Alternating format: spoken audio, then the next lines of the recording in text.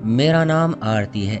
मैं अपने माता पिता की इकलौती संतान हूँ और मेरे पिता काम के कारण देश से बाहर रहते थे।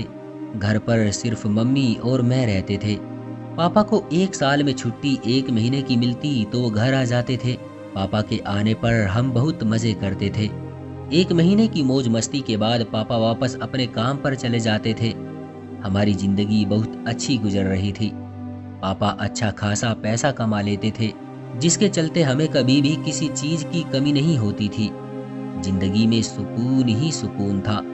हर तरफ खुशियां ही खुशियां थी। मगर वो कहते हैं ना, इंसान आज के टाइम में अपने दुख से इतना दुखी नहीं है जितना दूसरे का सुख देख कर होता है। और हमारे साथ भी यही हुआ। न जाने हमारे हंसते खेलते परिवार को किसकी नजर लग गई और हमारी सारी खुशियां छीन सी गई। पापा घर पर नहीं होते थे तो घर और बाहर का सारा काम मम्मी को ही करना पड़ता था। और पापा के कुछ खास दोस्त अक्सर अपनी पत्नी और बच्चों के साथ कभी कभी हमारे घर आ जाया करते थे। उस दिन हमारे घर में खूब चहल पहल होती और मेरा भी दिल लग जाता था। पापा के एक दोस्त जो बहुत खास थे, उनका नाम सौरभ था। अगर कोई काम ऐसा होता जो मम्मी ना कर पाती तो सौरभ अंकल हमारी मदद कर दिया करते थे।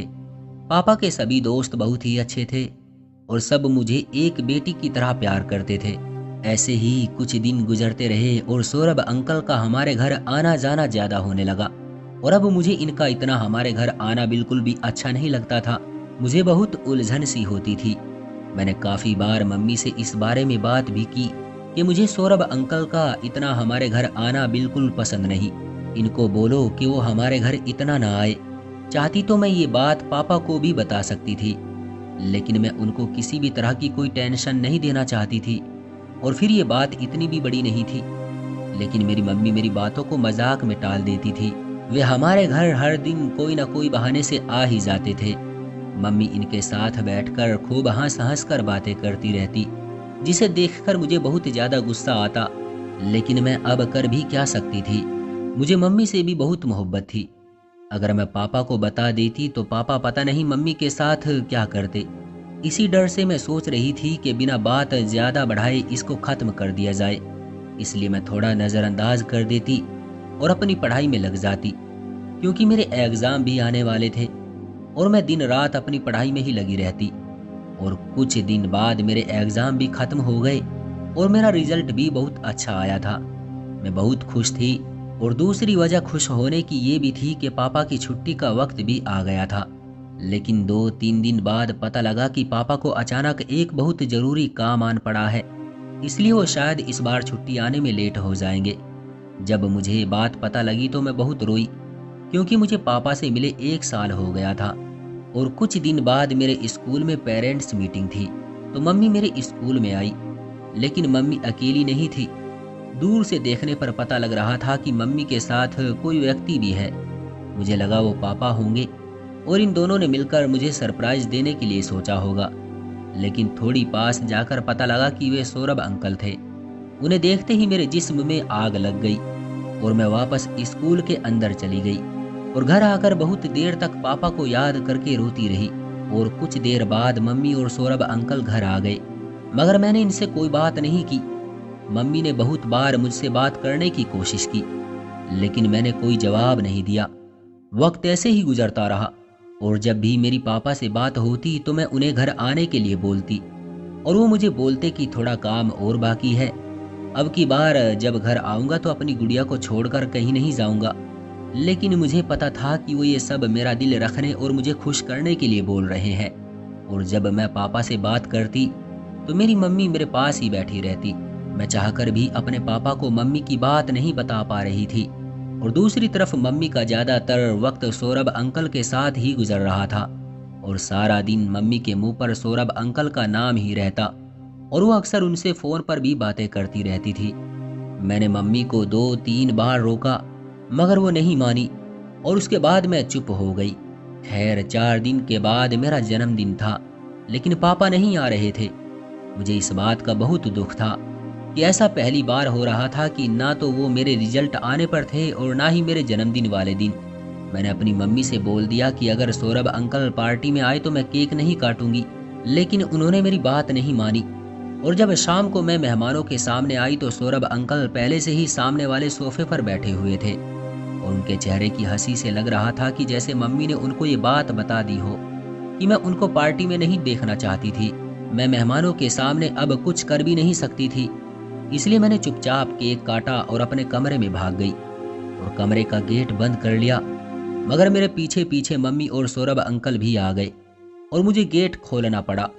मुझे रोता देखते ही सौरभ अंकल ने बोला, बेटा शायद हमसे नाराज हो, हमसे क्या गलती हुई है, कुछ हमें भी तो बताओ। लेकिन मैंने कुछ नहीं बोला, मगर इन दोनों के बार बार पूछने पर मुझे गुस्सा आ गया और मैं बोली कि मेरी तबीयत ठीक नहीं है, इसलिए मैं कमरे में आ गई। फिर मैंने उन दोनों को मुझे अकेला छोड़ने के लिए कहा और वे दोनों चुपचाप कमरे से चले गए और मैं फिर से पापा को याद करके रोने लगी। आज मुझे पापा की बहुत याद आ रही थी और कुछ घंटों बाद मुझे बहुत जोर से भूख लगी। मैंने अपने कमरे का गेट खोला और दबे पांव किचन की ओर चली गई। प्लेट में खाना लिया और अपने कमरे की तरफ आने लगी कि इतने में मुझे मम्मी और सौरभ अंकल की कुछ आवाज आई जो बराबर वाले कमरे में ही बैठे थे। मुझे ये देखकर बहुत गुस्सा आया, क्योंकि जब सारे मेहमान चले गए हैं तो ये अभी तक यहाँ क्यों बैठे हैं और क्या बात कर रहे हैं। मैं ये जानने के लिए उत्सुक हो गई कि आखिर ये क्या बात कर रहे हैं, इसलिए मैं चुपके से दरवाजे के पीछे खड़ी हो गई और कान लगाकर उनकी बातें सुनने लगी। सौरभ अंकल मम्मी के पास ही बैठे थे और बोल रहे थे कि आज तुम काली साड़ी में बड़ी कमाल लग रही थी, सभी की नजरें सिर्फ तुम पर ही टिकी हुई थी और मैं चाहकर भी किसी को रोक नहीं पा रहा था, क्योंकि मैं खुद तुमसे अपनी नजरें नहीं हटा पा रहा था। काला रंग तुम पे बहुत ज्यादा अच्छा लगता है। सौरभ की ये बातें सुनकर मुझे गुस्सा आता था कि किस तरह बेशर्मी से अपने दोस्त की पत्नी के साथ इतनी घटिया बातें कर रहा है, लेकिन मेरी मम्मी भी तो इनकी ये घटिया बातें सुनकर मुस्कुरा रही थी। मैंने जब इनकी सारी बातें सुन ली तो मुझे मेरे पापा पर बहुत तरस आया, क्योंकि वो मम्मी से बहुत ज्यादा प्यार करते थे और मम्मी उनके साथ ही ये सब धोखा कर रही थी। ये सोचकर मेरी आंखें भर आई और मैंने खाने की प्लेट जोर से जमीन में दे मारी और भागते हुए अपने कमरे में आ गई। और अब मैंने सोच लिया था कि चाहे कुछ भी हो, लेकिन मैं अब और चुप नहीं रहूंगी और सारी बात पापा को बता दूंगी। लेकिन इतने में मम्मी भी मेरे कमरे में आ गई, क्योंकि उनको मेरे प्लेट पटकने से पता चल गया था कि मैंने उनकी सारी बातें सुन ली है। मम्मी ने आकर मुझे गले लगाया और सौरभ को वहां से भेज दिया और मुझसे बोली कि आगे से ऐसा कुछ नहीं होगा, मगर न जाने क्यों मुझे उनकी बात पर विश्वास नहीं हो रहा था। खैर, उस दिन के बाद मुझे सौरभ घर पर नहीं दिखा और मुझे मम्मी पर विश्वास हो गया और मैंने पापा से कुछ नहीं बताया, क्योंकि अब जब सब सही हो गया था तो पापा को बताकर क्या ही फायदा था, क्योंकि मैं पापा को फालतू की टेंशन नहीं देना चाहती थी, क्योंकि पापा जो भी कुछ कर रहे हैं वो सब हमारे लिए ही तो कर रहे थे और मम्मी उनको धोखा दे रही थी। लेकिन अब जब मम्मी ने आगे से ये सब करने के लिए मना कर दिया तो मैंने ये राज ही रख लिया। लेकिन मैं अभी भी मम्मी से अच्छी तरह से बात नहीं कर रही थी। फिर मम्मी के बार बार मनाने और काफी दिन तक सौरभ अंकल के घर पर ना आने से मैं मान गई और उन्होंने एक बार फिर से बोला कि वो अब कभी भी सौरभ से बात नहीं करेगी और ना ही उन्हें घर आने देगी। मम्मी ने मुझसे वादा किया कि वो कभी ऐसा नहीं करेगी। बस मेरी खुशी के लिए तो इतना ही काफी था और एक बार मैं फिर से पहले की तरह हंसी खुशी रहने लगी। वक्त गुजरता गया और मैं भी बहुत खुश थी कि मम्मी ये बात समझ गई थी कि वो पापा के साथ गलत कर रही थी, मगर शायद ये सब मेरी गलतफहमी थी। और एक दिन मेरी स्कूल में अचानक से तबीयत खराब हो गई। मेरी टीचर ने मेरी तबीयत बिगड़ते देखकर डॉक्टर की सलाह से कुछ दवाइयाँ दी और मेरे स्कूल बस वाले अंकल को बुलाकर मुझे घर छोड़ने के लिए बोल दिया। थोड़ा आराम मिलने के बाद अंकल मुझे घर छोड़ आए। मैंने 2-3 बार दरवाजा खटखटाया तो मम्मी ने गेट नहीं खोला। मुझे लगा कि बाहर किसी काम से गई होगी। फिर मैंने घर के लॉक की चाबी निकाली। इसकी 2 चाबी थी, एक हमेशा मेरे पास और एक मम्मी के पास होती थी। मैंने लॉक खोला और अंदर जाते ही फ्रिज से जूस निकालकर टीवी देखते हुए जूस पीने लगी। मुझे टीवी देखते देखते काफी देर हो गई थी और अब मेरी तबीयत भी बिल्कुल ठीक हो गई थी। फिर मुझे ख्याल आया कि क्या पता मम्मी ऊपर पौधों को पानी देने के लिए गई हो, क्योंकि ऊपर वाली मंजिल पर नीचे की कोई आवाज नहीं जाती थी, तो इसलिए मैं ऊपर जाने लगी। ऊपर जाते ही मुझे जोर जोर से हंसने की आवाज आई। आवाज सुनते ही मैंने पहचान लिया कि ये सौरभ अंकल है, लेकिन फिर भी मैं स्टूल रखकर विंडो से देखने लगी, क्योंकि वो विंडो थोड़ी ऊंचाई पर थी और मैंने देखा कि वो सौरभ ही था।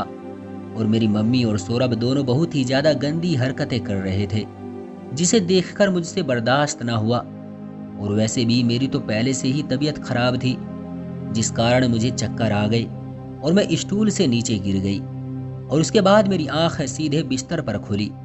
मेरे सिर पर अच्छी खासी चोट लगी हुई थी और मुझे बहुत तेज बुखार भी था। और मम्मी मुझसे नजरें नहीं मिला पा रही थी।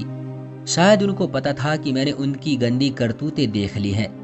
वो मुझसे बात करने की कोशिश करती, मगर मैं उनसे मुंह फेर लेती और उनकी किसी भी बात का कोई जवाब नहीं देती। मम्मी बार बार किसी न किसी बहाने से मुझसे बात करना चाहती, मगर मैं उन्हें नज़रअंदाज कर देती, क्योंकि मेरे दिल में उनके लिए सारी मोहब्बत जैसे खत्म सी हो गई थी। क्योंकि इस बार उन्होंने पापा के साथ मुझे भी धोखा दिया था, मेरे भी विश्वास को तोड़ा था। अब मेरी हालत रोज बिगड़ती जा रही थी, क्योंकि मुझसे ये बात बिल्कुल भी बर्दाश्त नहीं हो रही थी। और जब पापा को मेरी हालत का पता चला तो पापा अगले 2 दिन में घर आ गए।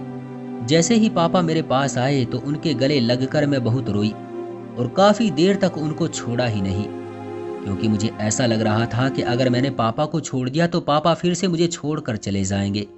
मेरी हालत देखकर पापा को बहुत गुस्सा आया और वो मम्मी पर बहुत गुस्सा करने लगे कि आखिर तुमने मुझे बताया क्यों नहीं कि मेरी बेटी इतनी उदास है। तुम हमेशा मुझसे क्यों बोलती थी कि ये सब कुछ अच्छा है। आखिर मैं ये सब अपनी बेटी के लिए ही तो कर रहा था। अगर इसको कुछ हो जाता तो मैं इस दौलत का क्या करता। लेकिन मैं ये जानती थी कि वो पापा को यहाँ क्यों नहीं आने देना चाहती थी, क्योंकि उनको डर था कि अगर पापा यहाँ रहते तो उनका ये घिनौना राज पापा को पता चल सकता था। लेकिन मैंने अभी भी पापा को कुछ नहीं बताया और पापा ने अब बाहर जाने से बिल्कुल मना कर दिया और मेरी तबीयत भी बिल्कुल ठीक हो गई। मुझे लगा कि अब सब कुछ ठीक हो जाएगा, लेकिन ऐसा कुछ भी नहीं हुआ। और मम्मी ने पापा के आने के 2 महीने बाद ही पापा से लड़ाई करना शुरू कर दी और एक दिन बात इतनी बिगड़ गई कि बात तलाक तक पहुंच गई। और इसके कुछ दिन बाद ही मम्मी ने पापा को तलाक दे दिया और सौरभ से शादी कर ली। शायद मम्मी ने ये सब प्लान पहले से ही बना रखा था और वो इसमें कामयाब भी हो गई थी। लेकिन पापा को इस बात से बहुत गहरी चोट पहुंची और उन्होंने मम्मी को बुलाने के लिए इस घर को ही बेच दिया और दूसरे शहर शिफ्ट हो गई। और अब हमें यहाँ आए 1 साल बीत चुका था। मैं भी बड़ी हो गई थी, लेकिन पापा मम्मी को अभी तक नहीं बुला पाए थे। मैंने पापा को एक बार दूसरी शादी करने को भी बोला, लेकिन पापा ने मुझे गुस्से से बोला कि दोबारा ऐसी कोई बात मत करना, क्योंकि पापा मम्मी को भूल नहीं पाए थे। खैर, मैं भी अब बड़ी हो गई थी तो पापा ने मेरे लिए एक अच्छा लड़का देखकर मेरी उससे शादी कर दी। मेरे पति का नाम सचिन था। वो मुझसे बहुत मोहब्बत करते और हम हर दूसरे दिन पापा को भी मिलने आते, क्योंकि पापा की देखभाल करने वाली सिर्फ मैं ही थी। और कुछ दिन बाद ईश्वर की कृपा से मैं प्रेग्नेंट हो गई और डॉक्टर ने मुझे सभी काम करने को मना कर दिया। और मैंने सचिन से बोला कुछ दिनों के लिए हम कोई काम वाली को काम पर रख लेते हैं। तो 1-2 दिन के बाद सचिन एक औरत को घर लेकर आए, जिसको देखकर मेरी रूह कांप गई। मुझे समझ नहीं आ रहा था कि क्या ये वही है। उसके बाल बिल्कुल सफेद थे, चेहरे पर काफी सारी चोटों के निशान थे। मुझे इसकी ये हालत देखकर बहुत रोना आया, क्योंकि मैं आज इनको पूरे 3 साल बाद देख रही थी। ये औरत और कोई नहीं बल्कि मेरी मम्मी थी। उन्होंने भी मुझे पहचान लिया और मुझे गले से लगाकर बहुत रोई और बोली, बेटा मुझे माफ कर दो। मैंने तुम्हारे और तुम्हारे पापा के साथ बहुत गलत किया था, जिसकी सजा भगवान ने मुझे दुनिया में ही दे दी है। मेरी ऐसी हालत कर दी है कि मुझे एक वक्त की रोटी भी बड़ी मुश्किल से मिल पाती है। और सौरभ से शादी करने के बाद उसने मुझे कुछ दिन बाद ही रोज मारना पीटना शुरू कर दिया था और मेरे सारे जेवर बेचकर विदेश चला गया और मेरी ये हालत हो गई। मम्मी ने जो किया था उनको उनके किए की सजा मिल गई थी, इसलिए मैंने उनको अपने घर में रख लिया और पापा को सारी बात बताई।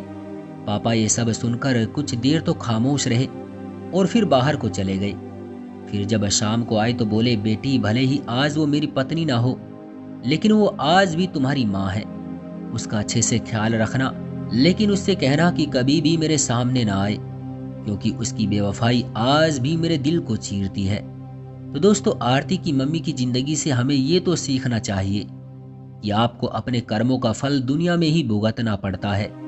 इसलिए कभी किसी के साथ गलत मत करो। अगर आप गलत करते हो तो फिर अपनी बारी के लिए तैयार रहो, क्योंकि बुरा वक्त कभी बताकर नहीं आता, बस आ जाता है और संभलने का मौका भी नहीं देता। क्यों दोस्तों, सही कहा ना मैंने? आपकी क्या राय है इस कहानी के बारे में? कमेंट करके हमें ज़रूर बताएं। वीडियो को लाइक कर दीजिए और इसी तरह की कहानियां लगातार देखने के लिए चैनल को सब्सक्राइब करके घंटी को दबाकर ऑल पर सेट कर लीजिए, ताकि आने वाली वीडियो का नोटिफिकेशन आपके पास तुरंत पहुंचे। मैं मिलता हूं आपसे अगली वीडियो में, तब तक के लिए धन्यवाद।